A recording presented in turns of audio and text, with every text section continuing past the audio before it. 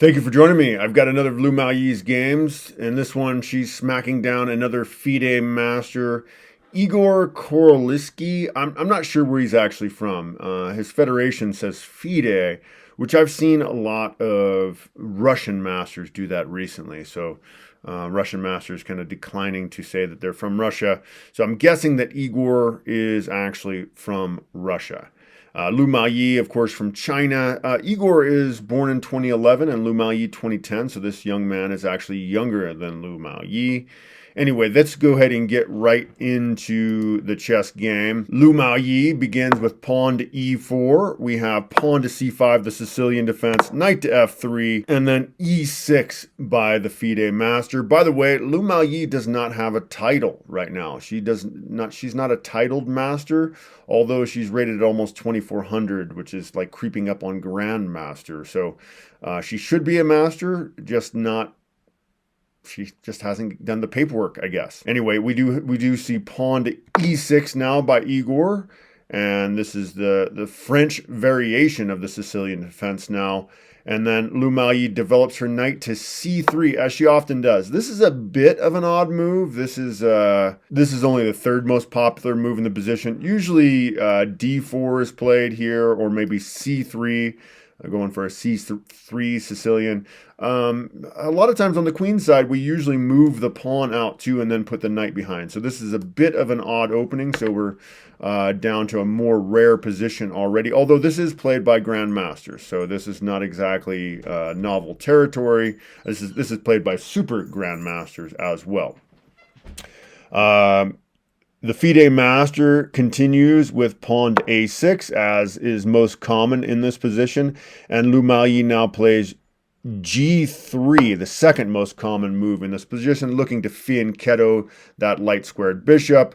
The FIDE master now plays pawn to d5, and this is not played very often. In fact, there's only 2 master games that play this move. And perhaps the reason why is, well, after pawn captures, as Lu Miaoyi does, she plays e captures on d4. We have e captures on d4 as well by the FIDE master. The e-file is open, which is a bit awkward. As we will soon see, this becomes a problem for the FIDE master. Like I said, there were only 2 games in the Masters database that went down this line, but it does include super grandmasters, so it's not like this is terrible. It's just not ideal. Anyway, Lu Miaoyi now plays pawn to d4, striking at the center. We have knight to f6 by the FIDE master, best possible move in the position, and now Lu Miaoyi does bring her bishop to g2. Knight to c6 now by the FIDE master, and Lu Miaoyi goes ahead and castles here. We have pawn to h6, preventing any nastiness with the dark squared bishop. This is the best possible move in the position for the FIDE master. Lu Miaoyi now plays rook to e1, and now we see why that e-file being open is a bit awkward. Now, in the other 2 master games, bishop to, actually, yeah. At this point, there's only 1 game that went down this exact line, and in that game, bishop to e6 was played here by a couple of super strong grandmasters. So, in fact, a super grandmaster won this game. Playing with the white pieces. He played exactly as Lu Miaoyi has played, but yeah, bishop e6 was played here instead of the move that's played in this game.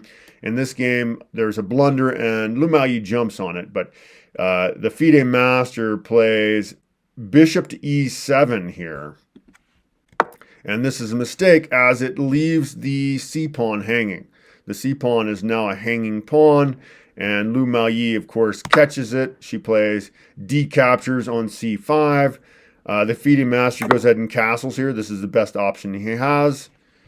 And so we do have a brand new game. This position has never been reached before, at least in master play, but probably never. Lu Miaoyi now plays knight to a4 here. This is the best possible move in the position, just trying to hang on to that pawn there. She's got that pawn advantage. She wants to keep it. The FIDE master continues with bishop to f4 here, and now Lu Miaoyi plays pawn to c3, looking to play pawn to b4 and just shore up that extra pawn that she's got. The FIDE master now moves his bishop to e4, and Lu Miaoyi plays the best possible move, knight to b6, gaining a tempo on the rook. The rook repositioned to, well, kind of a lousy square. He has to go to a7 here, and now Lu Miaoyi plays bishop to e3, just further defending, well, the pawn wasn't defended, but defending the pawn on c5, and now we have rook to e8 by the FIDE master, suggesting that better would have been playing pawn to a5, just dealing with the eventual pawn to b4 as likely to come from Lu Miaoyi, and actually it does right now. Pawn to b4 by Lu Miaoyi here, and now knight to g4 attacking Lu Miaoyi's bishop. At this time, she doesn't want to trade it. She moves her bishop to d4 here, seemingly allowing the other knight to capture, although if this knight captures, that does repair Lu Miaoyi's pawn structure, and Lu Miaoyi does love her pawn, so that makes sense. Lu Miaoyi, or the FIDE master now plays pawn to a5, and Lu Miaoyi plays pawn to b5, basically begging the c6 knight to go ahead and take Lu Miaoyi's bishop on d4, and he does. We have knight captures on d4, then we have c captures on d4 by Lu Miaoyi, and she's repaired this fabulous pawn structure way out there, which is fantastic for white. We now have knight back to f6 by the FIDE master, and Lu Miaoyi plays knight to e5 here. The FIDE master moves his queen to b8 here, and Lu Miaoyi goes ahead and captures the bishop on e4. Bishop captures e4. We have pawn captures e4 by the FIDE master. That's the best possible move. And now Lu Miaoyi plays queen to b3 here, threatening queen captures on f7. Seemingly, the FIDE master just ignores this for some reason and plays bishop captures on c5. I mean, it does leave the knight supposedly hanging here, I guess, is the idea.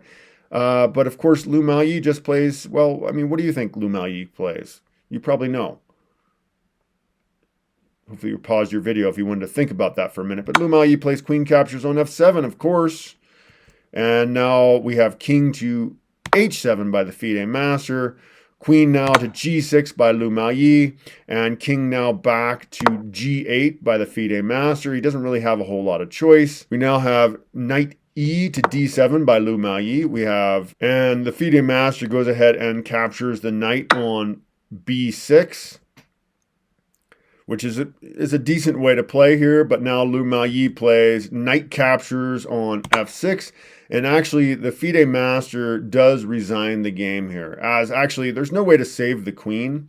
The queen is lost.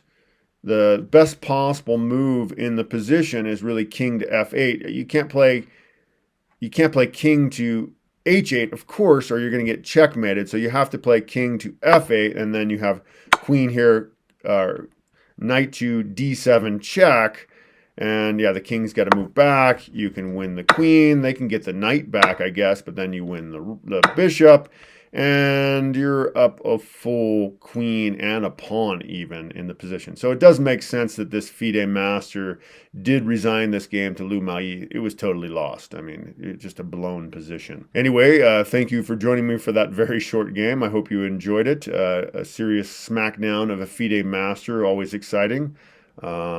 Please subscribe, join me, like as well. I'll be making at least 5 game reviews a week. I'm also going to be posting tactics as well as chess basics. If you're interested in taking classes, I'm doing group and individual classes online via Zoom. So check out you can email me if you're interested in that. The group classes are extremely affordable. Anyway, yeah, thank you for joining me. Take care, everybody. Bye-bye.